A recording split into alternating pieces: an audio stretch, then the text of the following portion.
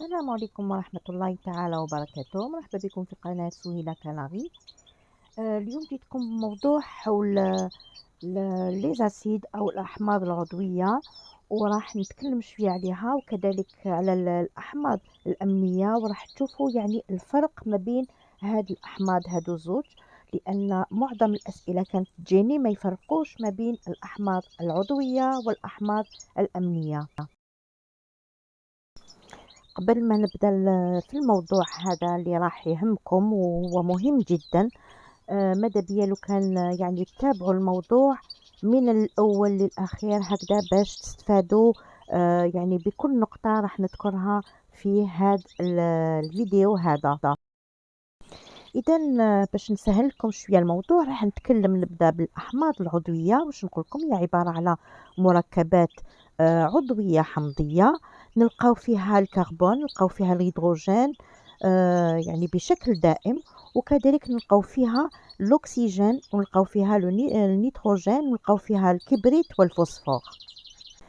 نقدر نقول لكم أن الأحماض العضوية تعتبر مضاد حيوي في الكثير من الحالات، اللي يعني تكون تقدر تكون نقدموها كوقاية، ونقدر نقدموها كذلك كعلاج لأمراض المعدة كالميغابكتيريا، لأنها تلعب دور مهم في السيطرة على هذيك الفطريات والسموم الفطرية، وكذلك تسيطر على البكتيريا الضارة، وكذلك يعني تنقص من النمو تاعها، وبالتالي تحسين المناعة تاع الطيور في الهضم، تحسن كذلك في امتصاص الكالسيوم والفوسفور والحديد والنحاس، وكذلك تساعد على نمو البكتيريا النافعة اللي تؤدي إلى تقوية المناعة تاع الطير.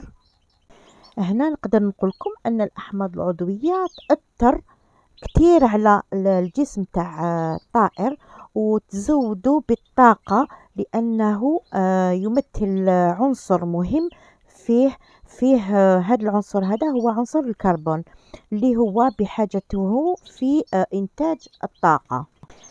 يعني دوك نتوما يعني هاد الهضره انا اللي هضرتها لكم، يعني لازم تعرفوا حاجه واحده، ان الاحماض العضويه هي راح تعدل لنا نسبه الحموضه في معده الطير، وبالتالي راح ما تخليش الطير يمرض، ما تخليهش يمرض بهذيك فطريه المعده، وكذلك راح تقوي له الجسم تاعو، يعني تعطي له هذيك تقوي له هذيك المناعه، وكذلك يلعب دور كما قلت لكم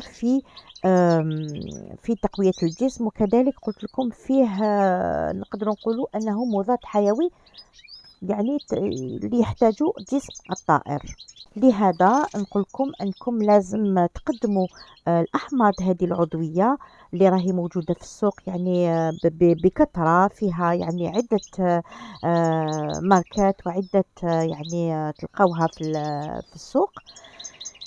نقدر نقول لكم كذلك لازم تمدوها على طول العام، على طول العام بمعدل مرتين حتى 3 مرات في الأسبوع هكذا، باش الطير ديالكم يقدر الجسم الطائر يقدر يسيطر على هذيك الأمراض اللي راح تقدر تكون عنده.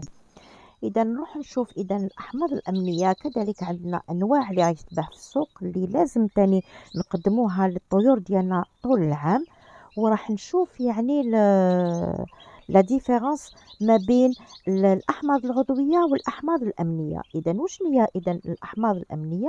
هي مركبات عضوية ترتبط مع بعضها البعض، وهي مركبة يعني فيها مركبات اللي نقدروا نسميوها يعني تسمى بالبروتين. هاد المجموعة هذه تاع العناصر هذه اللي تكون بها هاد الأحماض الأمينية، نلقاوها مركبة من الكربون، الهيدروجين، الأكسجين والنيتروجين. يعني هناك نلقاو أحماض عضوية أساسية للجسم تاع، علاش نمدوها للجسم تاع الطير حتى يعني لجسم الإنسان، علاش؟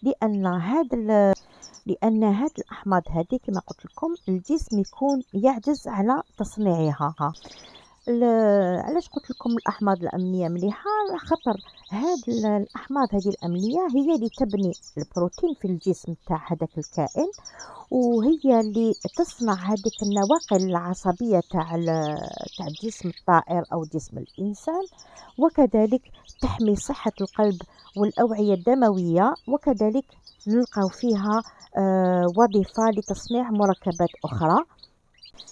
كذلك ما ننساش أن هذه الأحماض هي من تركب الجينات في المادة الوراثية، يعني هي اللي راح تتشفر هذيك المعلومات في الجسم تاع الطائر. وكذلك آه، نقدر نقول لكم أن الأحماض هذه تحمل الساعة البيولوجية في الجسم تاع الطائر، كذلك بها اللي راح يتطور. يعني راح يبدأ يكون هذاك الكائن في البويضة، تكون هذيك البويضة تكون مخصبة، من بعد راح يتكون فيها الأعضاء من مرحلة إلى مرحلة، حتى يعني يتم مرحلة البلوغ تاعو. إذا لهذا قلت لكم كذلك لازم نقدم هذه الأحماض الأمينية اللي هي عبارة على قلت لكم فيها دي فيتامين اللي يحتاجها كذلك الطير، ولازم نقدموها له كذلك طول العام كما الأحماض العضوية. هاد الأحماض هذه الأمينية هذه لازم نمدوها طول العام هكذا باش الطير دايما يبقى بصحة جيدة، وما تكونش عندنا تشوهات في الجسم، وكذلك يعني يعني كي يكون داخل البيضة بالذات ما يكونش فيه تشوهات، ويكمل يعني النمو تاعو بصفة مليحة وبصفة ناجحة. إذا هنا نقدر نتكلم على الفرق ما بين الأحماض إذا في العضوية انتظار موضوع والأحماض آخر الأمينية. وفيديو إذا آخر بما نقولكم أن في رعاية قلنا الله الأحماض وحفظه، والسلام الأمينية وش عليكم ورحمة فيها الله يعني من تعالى مركبات، وكذلك وبركاته. على واش تفيدنا، وكذلك الأحماض الأمينية، هنا نكون عرفنا أن الأحماض العضوية هي وش راح دير، تحمينا يعني تحمي الطيور من عدة أمراض، منها الميجا بكتيريا. كذلك هي اللي راح تعدل نسبة الحموضة في المعدة تاع الطير، خاصة في يعني ل لما يمر الطير ب يعني حالة من حالات الإرهاق، يعني ستريس جراء الأكل، كي نبدلو الأكل، أو يعني لما تحكم الطير ويستريس يعني يولي لازم نمدولو تاني الأحماض هذه الأمينية يعني ما تجيهش ميجا بكتيري. كذلك لما يعني نبدلوا له من مكان كذلك ما يشرح تجي هذيك لا ميجا بكتيري. على بالكم انا كنت تكلمت لكم على هذا المرض وقلت لكم ان يعني الحاجه الاساسيه اللي راح تخلي الطير يمرض باللا ميجا بكتيري هي لو ستريس، يعني إما من الأكل، إما من تغيير المكان، إما من يعني لما نحكموه ولا حاجة هكذا يبقى ستريسي، وتم هذيك لي بكتيري هذوك يبداو في يعني